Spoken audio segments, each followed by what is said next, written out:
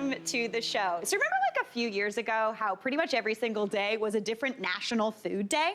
Everyone remembers that, right? It was going on the internet and everyone was like, okay, we get it. We're over it. Well, I feel like enough time has passed that I want to celebrate one of those days because today happens to be National Coq au vin Day. And coq au vin is essentially, it's very good. It's basically like a chicken stew that's based in France. It's from the Provence region. It's really, really delicious. Typically, it's made with red wine. It's savory. It's stewed. It's perfect for colder months. But I hear you. It's not cold right now. We're getting warm. We're starting to move into spring and summer. So I wanted to do my lighter version of coq au vin. It is super tasty. So as opposed to using red wine, we're actually gonna switch and use some white wine. Very, very tasty. And it's great. One of the things I love about this recipe, it doesn't use a whole bottle. So you open that bottle, use some, and then you get a treat, which is a delight. This recipe is actually from my second cookbook from the spring section, and it is so tasty. You use good spring vegetables like leeks. You got some mushrooms in there. It's bright and wonderful. So to get started on this dish, I have got a whole chicken that I've broken down here in this bowl. So I've broken it down into breasts, thighs, and drumsticks. I've also cut those breasts in half, so I've got about 8 pieces here. If you wanted to, you could also do a mixture of chicken thighs, chicken breasts, whatever you've got, but I do like bone-in and skin on because it builds more flavor and it cooks down beautifully. Now, I hear some of you, maybe people who speak French, saying coq au vin, it's not poulet au vin, because essentially that means chicken and wine. But coq au vin was traditionally made with rooster. So that's something that was cooked down low and slow, because that's actually a tougher meat. But I don't know about you, but when was the last time you saw a rooster at the grocery store? So we're doing it with chicken. So I've got that nice and broken down. I'm gonna season that chicken up with some kosher salt. Get that on there. If you don't use kosher salt at home, that is fine. If you use something like a sea salt, I usually go a little bit less because sea salt's actually saltier tasting than kosher salt. Now I'm gonna add on some pepper. That was a tight pepper bill today. I feel like we just filled this baby up. All right. Just season that up nicely. And then onto there, I'm gonna add on 2 tablespoons of all-purpose flour. That all-purpose flour is gonna help with the browning process, but it's also actually going to help build a sauce later on.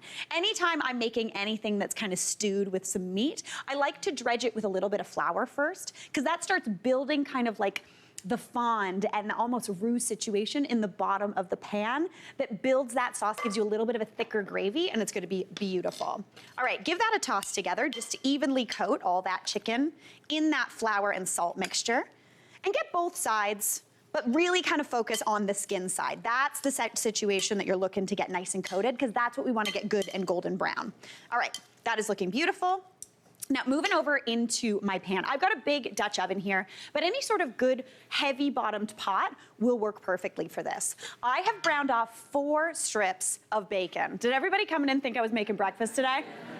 As soon as it smells like bacon, you're like, oh yeah, breakfast time. Joke's on you, we're making dinner.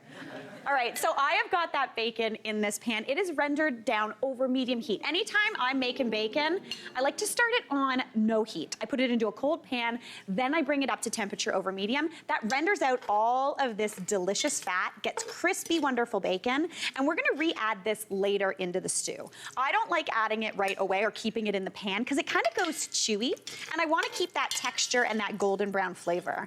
So just scoop that bacon out once it's nice and crispy, and it smells like a morning at the cottage in your house, which is always wonderful.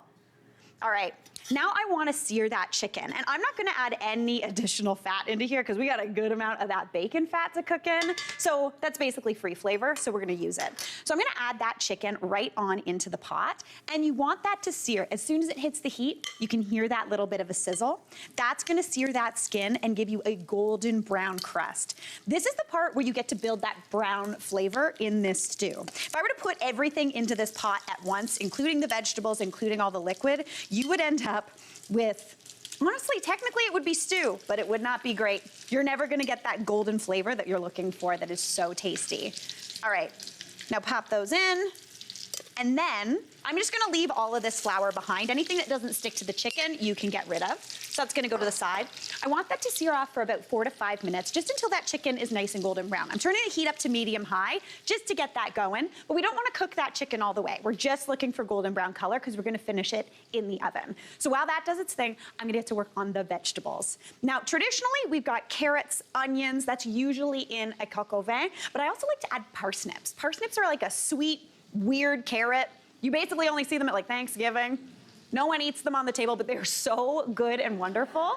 And I love them in this dish. It's nice and light and bright. So I've got some of those chunked up there. And then I'm also gonna chunk up another carrot or two. You essentially want like 2 to 3 carrots in here, maybe 3 parsnips. And I'm just gonna cut them into about 1-inch chunks.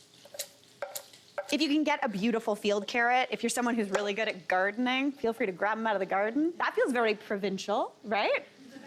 Now, I've also got a yellow onion here, and I'm just gonna cut that into some thin wedges. I like a wedge because it gives a little bit of a different texture. If you wanted to dice this though, feel free to dice it. Now, in addition to that yellow onion, I'm also gonna use leek. Leeks are probably my current favorite onion. I go through phases with my onions. Leeks are the top of the list right now, but I've got them over here and they have already been sliced. I sliced them up nice and thinly, and then I put them into cold water. Leeks are sandy. They grow in kind of sandy soil, so they tend to hold a bunch of that dirt in the kind of fronds. So as you get a leek, all in here, that's all gonna be sandy. So slice it up, pop it into the water, and just agitate them a bit. Let that sand fall to the bottom, and then you're gonna have perfectly clean leeks every single time. Just gonna set this aside, shove my vegetables into there to make easier transport. We are good to go. You know what? I'm just putting them all in. This is smart cooking, where you just kind of like shove everything into a situation. All right, those parsnips are gonna cook up so sweet. I'm gonna go check on my chicken. I can tell we're getting a little bit of a sear. To be honest, if I was cooking this at home, I would go probably a little bit more, but you're just looking for a bit of golden brown. This would have a bit more golden brown on there. Again, you're looking to build flavor. So just pop that chicken aside. Oh, like, there you go. There's some golden brown. That's looking tasty. That's gonna be the good piece. That's gonna go to my favorite person. Now I'm telling you the secrets when you come to my house. Everyone's got a seating place because you know. All right, just set that chicken aside, and then in this pan, we're gonna add in our vegetables. Those vegetables have a good amount of moisture in them, so they're gonna kind of help shake off some of that delicious golden brown stuff stuck onto the bottom of that pan. So I've got my leeks here. I'm gonna grab the whole bowl, and as opposed to draining them in a sieve, I actually like to just take them out like this. Be careful, because there's fat in there. Add those leeks in. That leaves, I know, this is exciting. You get a leek facial while you're doing it. It's very nice. Then I'm gonna toss those vegetables in as well. We've got, again, those parsnips, the carrots, the onion. Since there is a good amount of moisture in those vegetables as well, that's gonna kind of like shake some of that golden brownness off of the bottom of the pan. Just gonna shimmy it up so it kind of becomes part of the sauce. Give that a good stir. Season that up with some salt and pepper. Now, typically, I would let these go for about 3 to 5 minutes, just until they pick up a little bit of color. But at this point, I'm gonna start building up that sauce. I need a little bit of garlic, just 2 cloves. I'm gonna rasp those right on in. You can also slice them or dice them if you're feeling it. Also, since this does cook in the oven, I'm telling you this here first. You can also just chuck the whole garlic clove in, and it'll cook up nice and sweet and delicious. Oh, there's that one in too. Everybody's in the pool, it's gonna be delish. All right, that's gonna cook up beautifully, and once that color starts going, we wanna deglaze the pan. And anytime I'm looking to deglaze and I want it to taste French, I reach for my good friend Brandy. She's very nice. So 2 tablespoons of brandy go on into that pot, and that cooks off pretty much lickety split. That's gonna give you a nice round, rich flavor really, really quickly. Now, because we need wine, because it is in the name, again, we're using a white wine. So I've got a French white here, just like an inexpensive bottle, nothing you're blowing the bank on, just something nice and cheap. And I'm gonna add in about 1.5 cups of that. You know, 1.5 cups. There you go. That looks like 1.5 cups. I feel like a lot of people think French cooking is very particular, but not in my house, so there you go. Add in 1 cup of chicken broth. That's gonna bring that kind of stewiness together. And then for a bit more aromatics, I'm gonna add in just a few sprigs of thyme. And then I've got parsley here, but I'm gonna save the leaves for later. What I'm gonna do is grab those stalks, twist them off, and I'm gonna add just the stalks on into there. That's gonna bring a ton of flavor.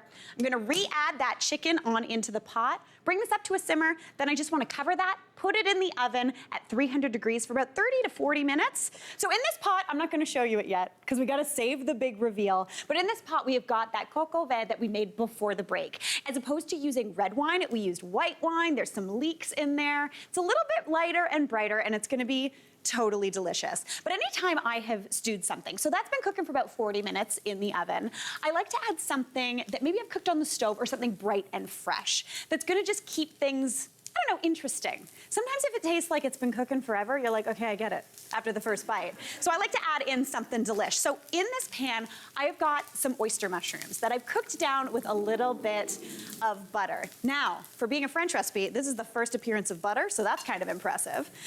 But those are cooking down. They're getting a little bit golden brown. They look so good. I love an oyster mushroom. If you're more of a cremini fan, feel free to go with that, but I love these.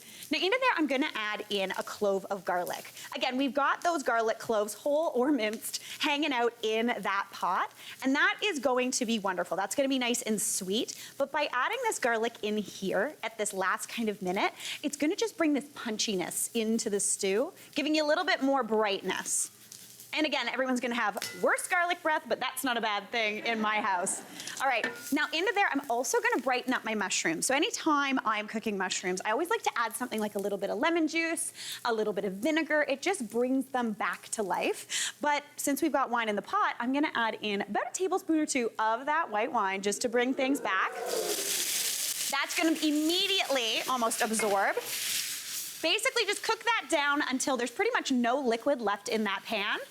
That smells out of control. I'm very excited about it. So while that just does its thing, let's take a look at what we've got going on in this pot. So, oh my gosh, look at that beautiful stew. That chicken has cooked down so well. It looks totally delicious. It smells so much brighter than a classic coq au vin. I'm gonna just remove those thyme stems, as well as any of those little bits of parsley stem that I have in there as well. But now we're gonna add in all the things and bring the party back together. So I've got those mushrooms with that garlic, that little bit of wine. I'm gonna pop that right on into the mix. Looking beautiful. That bacon that we cooked off earlier is gonna get re-added because that's gonna keep a little bit of its crisp, which like, what a delight, what a delight. Then for a little bit more freshness, I have got some parsley here. I love adding something bright and green. If you wanted to, you could add thyme, but sometimes I find thyme tastes a little wintry. So parsley, good, bright green, and wonderful.